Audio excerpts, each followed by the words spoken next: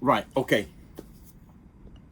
Sorry, someone just popped on screen. Right, Takamatsu, right, sensei, he introduced in the 1950s, roughly, the idea of Ninpo Taijutsu, ninja martial arts, into Japanese history. It doesn't exist beforehand, it doesn't fit into history, and we now know it isn't really historical. So Ninpo Taijutsu is not a historical art, it is a modern 20th century art created, okay? But is there any evidence of martial arts? By martial arts, throughout this video, I will mean hand-to-hand combat. Is there any evidence of hand-to-hand combat in ninjutsu before him? And I don't mean historically did they do it. We're well aware the ninjas did not have a specialist type of martial art called Ninpo Taijutsu. It just doesn't exist. But when did ninja martial arts first appear? Well, actually, the first taster of it is Gingetsu Ito in roughly 1910 to 1920, where he starts to have little images of ninjas rolling and cutting the samurai. And we know Takamatsu heavily based Togakure Ryu on some of Gingetsu Ito's work. You know, it was fictional at the time. And we know in the Bugei Ryuha Daijiten, he starts to introduce people like the Natori family. I think the Fujibayashi are in there, and he starts to mix in. And of course, the authors of this big, massive glossary say this is fictional and fake. So, is there any evidence then of other martial artists? Well, the other day, and before we move on, to help me, guys, get yourself a copy of Ninja Skills, the authentic ninja training manual, because if you want to really know about ninjutsu, this is how you actually do it. So make sure you get a copy of that. It helps this channel keep going, all right? So Ninja Skills by Anthony Cummins. Who is that man? That is me. Right, sorry, I've stopped introducing the jokes as well. I should get back to the jokes for each video. Right, the other day, I did a video on this scroll. It's Iga Ryu Ninjutsu, Secrets of Iga Ryu Ninjutsu. I bought it for £700, that's $866. And I had, let me tell you the story, about 4 hours to decide to spend that money. $1,000 roughly after all the postages and bits and bats.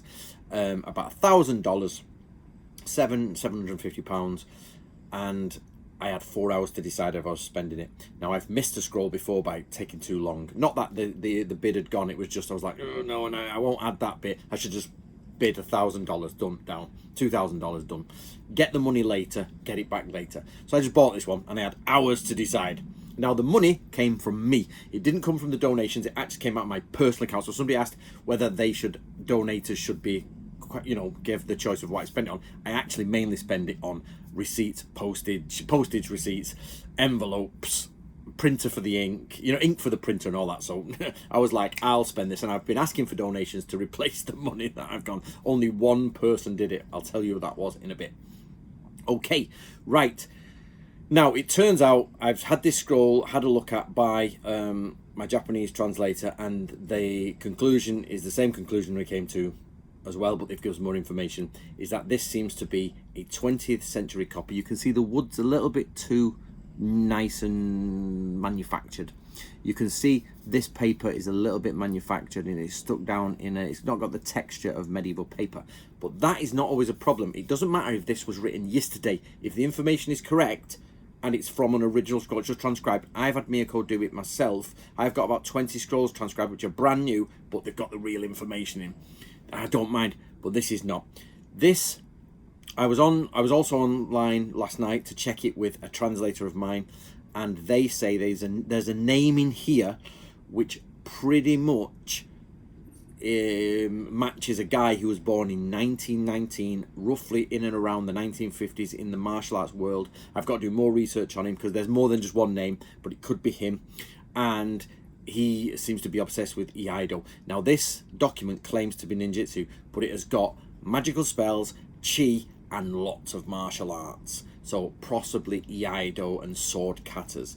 So straight away, and maybe possibly pressure points and things like that. So straight away you'll be like, oh my god, ninja martial arts, there's historically found document, Anthony, you're wrong, it's ninja martial arts. Yep, we can go down that way. But it turns out, it seems the writer appears to be 20th century.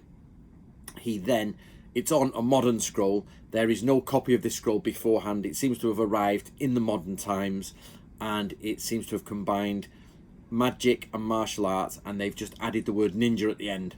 Okay, now some of the reasons that we think this scroll is bad is because, and I'm going to talk to you, if you're interested in Takamatsu, there's an interesting bit coming, right? It says this is the 35th Grandmaster, all right?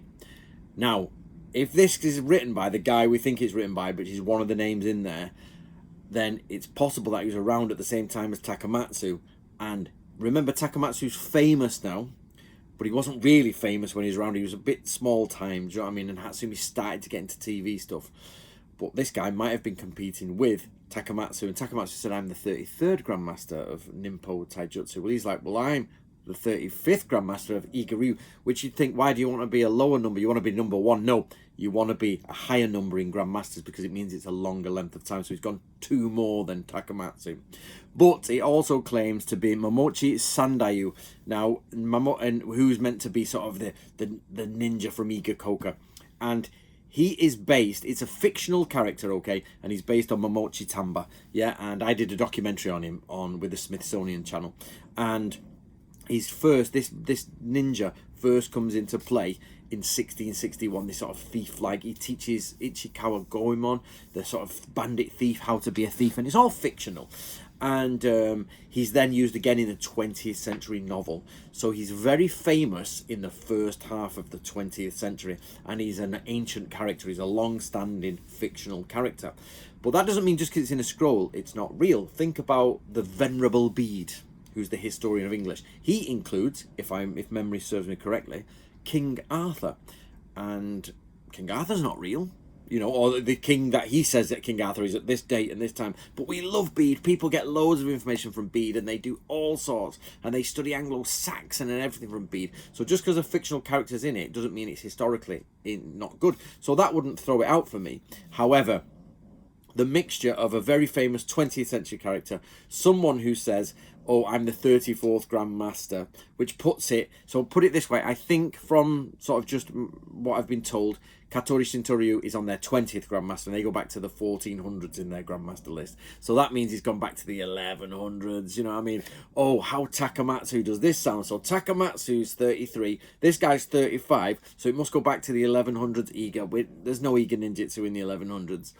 It's got the fictional character in it, which was famous at his time, and it's filled with ninja-style stuff. Yeah, but by that I mean, you know, comic book ninja stuff from the 1920s, 30s, 40s, 50s. So the conclusion so far from multiple people, from 2 Japanese people and a European translator, is that the information is real inside. It's real swordsmanship, it's real spells, it's real stuff. So it's a great scroll in the sense that it's got real Japanese stuff in it, but it's not ninjutsu.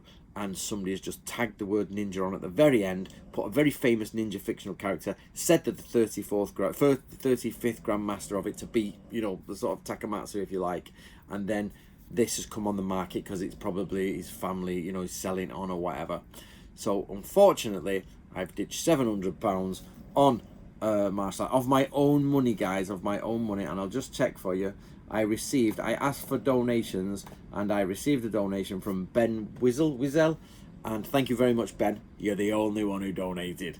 But, Ben, thank you, because that chips away. That Ben's donated. What you guys don't realise is I spend a lot of money sending books out to America. It's now cost me roughly £25 to £30 to send a book out. The book is only worth about £15 to £20. So the cost of postage is far more than the book is worth, and it chips away at my donation. So sending that, Ben, is awesome, because now I can send some more books out, and I can send some more stuff out, and can replace a bit, or push the bit of the money up. I was hoping that everybody would collectively get together and help me replace the money for this, because we have got this, and it has now gone into the collection. And one day, when I give my full collection to a museum, probably a Japanese museum, it will be in their 20th century imposter ninja scroll. So it's worth getting, and I would have got it still, probably not for £700, but you know, why not? So there we go, guys. Let me know if you want to donate. That would be brilliant. There'll be a PayPal link down below, but probably the best way you can help me is to get a copy of Ninja Skills or any of my other books to keep this stuff going. Thank you very much to Stephen Nojiri for looking through it, as well as Yoshi Eminami, Miyako Koizumi, and a very secret translator I have who shall not be named. I think they call him Voldemort. And thank you very much for you guys for watching, and I'll see you next time.